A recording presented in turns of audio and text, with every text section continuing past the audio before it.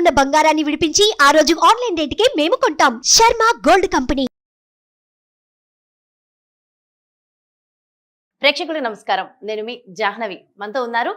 మనకి ఆధ్యాత్మిక పరంగా మనకున్నటువంటి సందేహాలను నివృత్తి చేస్తూ అటు జాతక పరంగాను ఇటు వాస్తు పరంగాను మనకి ఉన్నటువంటి దోషాలకి సరైన సలహాలు సూచనలు ఎప్పటికప్పుడు మనందరికీ అందిస్తూ చక్కటి పరిహార మార్గాలు అందిస్తున్నటువంటి మన బ్రహ్మశ్రీ నానాజీ పట్నాయక్ గురువు గారు మరి మాట్లాడేద్దాం. నమస్కారం గురువు గారు. శ్రీమాత్రే నమః. అయితే గురువు గారు, ఏకాదశులు అనేకం ఉంటాయి కదా, ఎన్నో ఏకాదశులు చేసేసి ఉన్నారు ఇప్పుడు ఆల్రెడీ. ఎన్ని ఏకాదశులు చేసినా ఎన్ని ద్వాదశులు చేసినా ఫలితాలు సరిగ్గా రావట్లేదు, ఇంకా అలాగే ఉంటుంది జీవితం. అసలు ఏంటి అనుకునే వాళ్ళకి మరి ఇప్పుడు వచ్చే ఏకాదశి ఉంది కదా, మరి ఎన్ని ఏకాదశులు చేసినా ఫలితం రావట్లేదంటే ఏమైనా కారణాలు ఉంటాయంటారా? ఖచ్చితంగా ఫలితం రావాలంటే ఏకాదశిని ఎలా చేసుకోవాలంటే? రావట్లేదని మీరు అనుకుంటే ఎలాగమ్మా? అంటే నేను అనేది ఏంటంటే, ఫలితం వచ్చే వాళ్ళు వస్తున్నాయని ఫోన్ చేసిన వాళ్ళు ఉన్నారు, ఒక మంత్రం చదువుకున్న లలిత అమ్మవారి మంత్రం చదువుకున్న కంటిన్యూస్ గా చేసిన వాళ్ళకి ఫలితం వస్తుంది. ఒకటి ఏమవుతుందంటే, ఏకాదశి ఫలితం ఏమొస్తుంది? అసలు ఏకాదశి ఫలితం ఏమిస్తాడు భగవంతుడు? మనకంటే ఆరోగ్య ఫలితం ఇస్తాడు. మనకి సైంటిఫిక్ గా జపాన్లో ఒకతను ఏకాదశుల మీద, ఏకాదశి పఠించిన వాళ్ళకంటే ఏకాదశి పాటించిన వారికి ప్రత్యేకంగా ఆ రోజు అమ్మవారి సాధన కానీ లేకపోతే విష్ణు సాధన కానీ చేసిన వాళ్ళకి ఆరోగ్యం బాగుంది అని ఆయన వెరీ క్లియర్గా, అంటే ఇటువంటి ఏవైతే మనకి రకరకాల జబ్బులు ఉంటాయి కదా, ఎక్కువ అనారోగ్యాలతో బాధపడేటువంటి వారికి ఏకాదశి ఖచ్చితంగా మంచి ఫలితం ఇస్తుంది. అందులో మనకి శాస్త్రాల్లో చెప్పినటువంటి చూస్తే గనక ఎంత సైన్స్కి ఎంత దగ్గరగా ఉంటుందంటే, విష్ణువు పర్టికులర్గా మనం ఏ పూజ చేసినా, శివరాత్రి కావచ్చు, రకరకాల పూజలకు కావచ్చు, ఉపవాసం పెద్ద విషయం కాదు అక్కడ. అంటే కంపల్సరీ చేయాలని రూల్ లేదు, కానీ ఏకాదశి దగ్గరికి వచ్చేసరికి మాత్రం ఉపవాసం ఖచ్చితంగా అంటారు, చేయాలి. ఎందుకు చేయాలి అంటే, మీరు గమనించండి, మనం బాగా ఫుల్గా తిన్నప్పుడు ఉండే మన బాడీ స్థితికి కొంచెం లైట్గా తిన్నప్పుడు ఉండే బాడీ స్థితికి చాలా తేడా ఉంటుంది కదా. అయితే మనకి శాస్త్రాల్లో ఏకాదశి నాడు ఎవరైతే ఈ ఉపవాసం చేసి విష్ణువుని ఆరాధిస్తారో వాళ్ళకి ఆరోగ్యం బాగుంటుంది. ఇప్పుడు మీరు కలిసి రావడం అంటే ఎంతసేపు డబ్బులే కాదు, మీకు అనారోగ్యం రాకుండా ఉండడం కూడా కలిసి రావడమే కదా. అది చాలా ముఖ్యం కూడా కదా గురువు. అన్నిటికంటే ముఖ్యం అనారోగ్యం రాకుండా ఉండడం కదా. ఏ క్యాన్సర్ వచ్చేసింది, ఏం లాభం? ఇంత సంపాదించి అన్నిటికంటే ఎక్కువ కలిసి రావడం. అది మనం ఎంతసేపు ఏకాదశి చేసామా మనకి వెంటనే కోట్లు కలిసి వచ్చాయి, డబ్బుల రూపంలో చూసుకుంటా అంటే ఎట్లా? ఎంతసేపు నాకు 1,00,000 కలిసి వచ్చిందా లేదా, నాకు ఈ పని అయిందా లేదా, ఆ పని అయిందా లేదో, ఇందులో నేను సక్సెస్ అయ్యానంటే కాదు.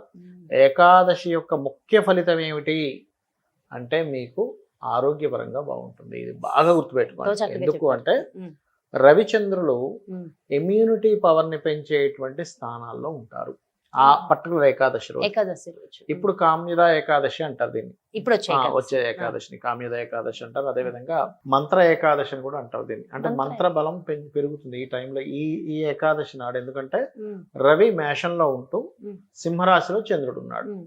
ఈ రవిచంద్రులు ఎప్పుడైతే ఈ రకంగా ఉన్నప్పుడు మీరు ఏదైనా సాధన చేయడానికి ఎవరి దగ్గర మంత్రం తీసుకుంటే, గురువుల దగ్గర ఈ రోజు చేసే సాధన అద్భుతంగా పనిచేస్తుంది. మనము ఏంటంటే, ఈ రోజు ఎందుకు తినరు అంటే, మనకు ఏదైనా మనకి బాడీ క్లీన్ చేసుకోవాలి దాన్ని అనుకుంటే మనం ఫుడ్ వేయకూడదు బాడీ లోపల. అలా అని అందరికీ నేను చెప్పట్లేదు. ముసలి వాళ్ళు, బాగా ఏజ్డ్ పర్సన్స్, రోగగ్రస్తులు ఉంటారు, చిన్నపిల్లలు ఉంటారు, స్త్రీలు ఉంటారు, వీళ్ళు చేయకూడదు. ఆరోగ్యంగా ఉన్నామంటే మేము చేయగలను, ఉపవాసం చేయగలము, నిర్జల ఉపవాసం చేయగలము, చేయండి. కానీ ఇది ఎండాకాలం, నిర్జల ఉపవాసం చేస్తే గొంతు ఎండిపోతుంది. కాబట్టి కొంత వాటర్ తీసుకోవచ్చు, ఏదైనా జ్యూస్ తీసుకోవచ్చు, ఏదైనా ఫ్రూట్ తీసుకోవచ్చు. అస్సలు తినకుండా ఉండలేను అనుకునేవారు. కానీ శాస్త్రంలో చాలా స్పష్టంగా చెప్పింది ఏమిటంటే 24 hours. చాలామంది ఏమనుకుంటారంటే, రేపు ఏకాదశి వస్తుంది, పొద్దున్న ఉంది, కానీ రాత్రి 8 చేంజ్కి అయిపోతుంది, 8 o'clock నేను ఫుడ్ తినేస్తా అంటారు. కానీ అది అలా చేయకూడదు. నెక్స్ట్ డే 24 hours దాటిన తర్వాతే మీరు ఫుడ్ తీసుకోవాలి. 24 గంటలు ఖచ్చితంగా మీరు ఉపవాసం ఉండాలి. అప్పుడే మీ బాడీ ఫ్రీ అవుతుంది లోపల. పర్టికులర్గా ఎందుకు, ఇమ్యూనిటీ స్థానం మనకి రుణరోగ శత్రు స్థానాన్ని తగ్గించేది పంచమ స్థానం. ఈ పంచమ స్థానం యాక్టివ్గా ఉంటుంది యూనివర్సల్గా. ఈ యూనివర్సల్గా యాక్టివ్గా ఉన్నప్పుడు మీరు ఆ సమయంలో ఫుడ్ తీసుకోకపోతే, మీరు ఎందుకమ్మా జ్వరం వచ్చింది, నోరు చేదవుద్ది, ఎందుకు అవుద్ది? నువ్వేం వేయకరా లోపల ఫుడ్ అని బాడీ చెప్తుంది మనకి. నువ్వు లోపల ఏం వేయకు, ఇప్పుడు నువ్వు కామ్గా కూర్చో, లోపల నా పని నేను చేసుకుంటున్నా అని దాని సంకేతం. నోరు ఎందుకు చేదవుద్ది అంటే, ఈ సమయంలో మనం ఫుడ్ తినకూడదు. చాలామంది ఏమంటారు, ఫుడ్ తినకుండా ఉండడం చాలా పెద్ద దోషం అంటారు. ఏకాదశికి ఇది చాలా ముఖ్యం. అంటే ఫుడ్ ఆహార నియమాలతో పాటు ఖచ్చితంగా మంత్ర సాధన కూడా సాధన చేయాలి. మొత్తం నడిపిస్తుందంతా విష్ణు అనేటువంటి భావనలో ఉండాలి. అయితే ఈ ఏకాదశికి ఎవరైతే చేస్తారో వాళ్ళకి కలిసి వచ్చేది ఏమిటి అంటే చాలా స్పష్టంగా చెప్తుందంటే, సంతానం కోసం ఎవరైతే ప్రయత్నం చేస్తారో ఆ రోజు గనక అంటే రేపు గనక నారాయణ్ణి స్మరించినట్లయితే ఖచ్చితంగా సంతాన యోగం కలుగుతుంది. ఎవరైతే నాకు ఈ సంకల్పం ఉంది, నాకు ఎందుకు అవ్వట్లేదు అని చెప్పి చేస్తే అది కూడా సంకల్పం. అంటే ఏ సంకల్పమైనా ఏ సిద్ధిస్తుంది సంకల్పమైనా. అందులో ముఖ్యంగా రేపు చేయబోయే నామాల్లో ఒకటి ఓం మధుసూదనాయ నమః, ఓం అపర్ణాయ నమః. ఈ 2 మంత్రాలు గనక కలిపి చేస్తే అప్పులు తీరుతాయి. మీలో ఉండే ఒక పెయిన్ అంటారు, బాధ అంటారు, ఆ బాధ ఖచ్చితంగా తొలగుతుంది. అయితే మీరు ఏంటంటే మైండ్లో ఫిక్స్ అవ్వాలి, నేను విష్ణువుని ప్రార్థిస్తున్నాను. మహావిష్ణువు అనేటువంటిది ఏదైతే ఉందో అది ట్రూ సత్యం. ఉందో లేదో మొన్న ఒకతను చెప్పించుకొని అతను ఒకటే మాట అన్నాడు, సార్ నాకు ఏదో సంశయం సార్, నిజంగా భగవంతుడు ఉన్నాడా, నిజంగా నా మంత్రం పనిచేస్తుందా, నిజంగా మనం ఇది చేస్తే అయిపోతుందా, ఆ పాపం పుణ్యం ఉన్నాయా లేవో నాకు సంశయం సార్, అప్పుడప్పుడు ఉన్నాయనిపిస్తుంది లేననిపిస్తుంది. అంటే నేను ఒకటే చెప్తాను, మీరు ఉన్నాయి అని నమ్మి చేయడం వల్ల మీ జీవితం బాగుంటుంది. ఉన్నాయో లేవో అని సంశయంతో ఉంటే మీరు జీవితంలో ఎప్పుడు సీరియస్గా చేయలేరు. కానీ దాదాపుగా అందరికి ఇదే అనిపిస్తుంటుంది కదా, అనిపిస్తూ ఉంటుంది. మంచి జరుగుతున్నప్పుడేమో బాగుంది, నిజంగా ఉన్నాయి అనిపిస్తుంది. ఇప్పుడు అలా కాదమ్మా, రాకెట్ వదులుతారు సైంటిస్టులు, ఎన్నో సంవత్సరాలు దాన్ని సాధన అంటే దానికి క్లియర్గా దానికి ఏం చేయాలో అన్ని పకడ్బందీగా వదిలేరు. సమ్ టైమ్స్ ఫెయిల్ అయింది, అంత మాత్రం చేత సైంటిస్ట్ తప్పని కాదు, ఆ థియరీ తప్పని కాదు, ఏమేమి తప్పని కాదుగా. ఒకసారి రాకెట్ వదిలినప్పుడు ఒకసారి ఫెయిల్ అయింది, 10 సార్లు సక్సెస్ అయింది. ఒకసారి నువ్వు ఫెయిల్ అయిందని వాడు రాకెట్ వదిలేడు ఫెయిల్ అయింది, రాకెట్లు వెళ్ళమంటే ఎట్లా? సైంటిస్ట్ మనం నిందిస్తానంటే ఎట్లా? కాదు కదా. అలాగే కొన్నిసార్లు కొంతమంది అక్కడ ఏదో లోపం చేయడం వల్ల వాళ్ళకి ఫలితం రాదు. మీరు ఇందాక అన్నారు చూసారు, కొంతమందికి ఫలితాలు రావట్లేదు, కొంతమందికి వస్తున్నాయి. ఏకాదశిలు చేసుకుంటే ఏకాదశి ధనాన్ని ఇచ్చేది కాదు ఇక్కడ, ఏకాదశి మీకు ఆరోగ్యాన్ని ఇచ్చేది. ఈ కాన్సెప్ట్లో ఉండాలి. నేను డాక్టర్ దగ్గరికి వెళ్ళి నాకు బ్యాంక్ లోన్ డబ్బు రాలేదంటే ఎట్లా? నువ్వు వెళ్ళేది డాక్టర్ దగ్గరికి, లోన్ అతని దగ్గరికి కాదుగా. నువ్వు బ్యాంకుకి వెళ్ళి డబ్బులు రాలేదంటే నువ్వు ఆలోచించాలి, డాక్టర్ దగ్గరికి వెళ్ళి డబ్బులు రాలేదంటే ఎట్లా? కాబట్టి ఏ నామాన్ని పట్టుకోవాలి, ఎలా సాధన చేయాలి. ఇప్పుడు మీకు డబ్బులే రావాలనుకోండి, అప్పుడు లలితహాసనామాల్లో ఓం సంపత్కరి సమారూఢ సింధుర వ్రజ సేవితాయ నమః, లేకపోతే ఓం ధర్మాధార ధనాధ్యక్ష ధనధాన్య వివర్ధిని అయి నమః, లేనట్లయితే నవవిద్రమ బింబశ్రీ న్యక్కారి రదనచ్చద, ఇవి చేయండి, ఖచ్చితంగా ఇచ్చి తీరుతుంది. అమ్మవారు ఇవ్వాలి అని మీరు అనుకుంటే, అంటే నాకు ఇస్తుందని నమ్మితే వేల కోట్లు లక్షల కోట్లైనా ఇస్తుంది, పెద్ద విషయం కాదు. నథింగ్ అసలు అమ్మవారికి, గుర్తుపెట్టుకోండి.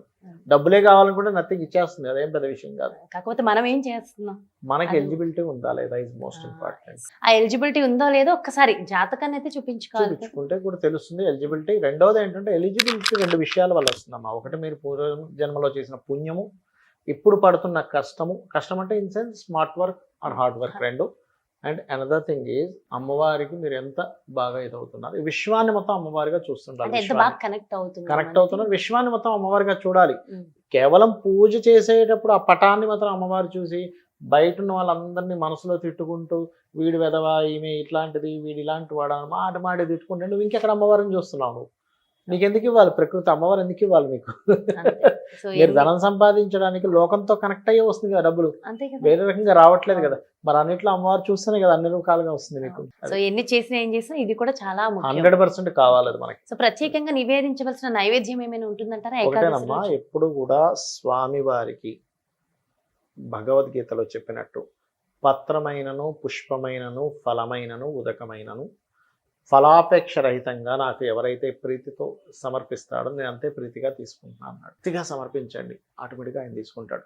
మీరు పులిహారే చేస్తారో, పాయసమే చేస్తారో, చక్కెర పొంగలే చేస్తారో, మీ ఇష్టం, ఆయన తీసుకుంటాడు. కాకపోతే మీరు ఇచ్చే విధానం, ఇప్పుడు మీరు ఒక గెస్ట్గా వెళ్ళారమ్మా, మీరు ఎవరైనా ఇంటికి చిరాకు పడితే ఇస్తే మీరు అసలు తినరు, పక్కన పెట్టేస్తారు.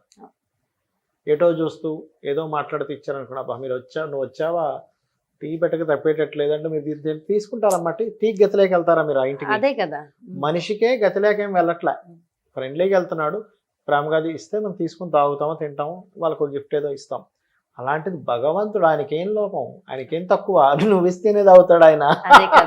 కాబట్టి భక్తితో ఏదైనా ఇవ్వాలి, భక్తితో ఇవ్వాలి. చిన్న పిల్లడు మనకి చూడండి, ఏదైనా తీసుకొచ్చి ఇలా నోట్లో పెడితే మనం పొంగిపోతాం, అబ్బా వీడు ఏంట్రా తీసుకొచ్చి నాకు ఇచ్చాడు, అలా పొంగిపోతాడు పరమాత్మ. ఎంతో చక్కగా ఎక్స్ప్లెయిన్ చేశారు గురుగారు, థ్యాంక్ యూ సో మచ్.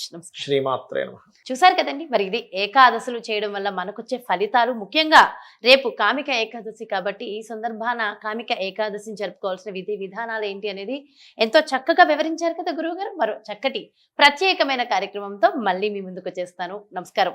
మరి అదే విధంగా మీ యొక్క జాతకానికి సంబంధించి కానీ లేదంటే మీ ఇంటి వ్యాపార వాస్తుకి సంబంధించి కానీ గురువు గారిని సంప్రదించాలి, అపాయింట్మెంట్ కావాలి అనుకుంటే వెంటనే క్రింద డిస్ప్లే అవుతున్నటువంటి నెంబర్స్ కి కాల్ చేయండి. సుమన్ టీవీలో మీ పర్సనల్ అండ్ బిజినెస్ ప్రమోషన్స్ కోసం కింది నెంబర్ కి కాంటాక్ట్ చేయండి.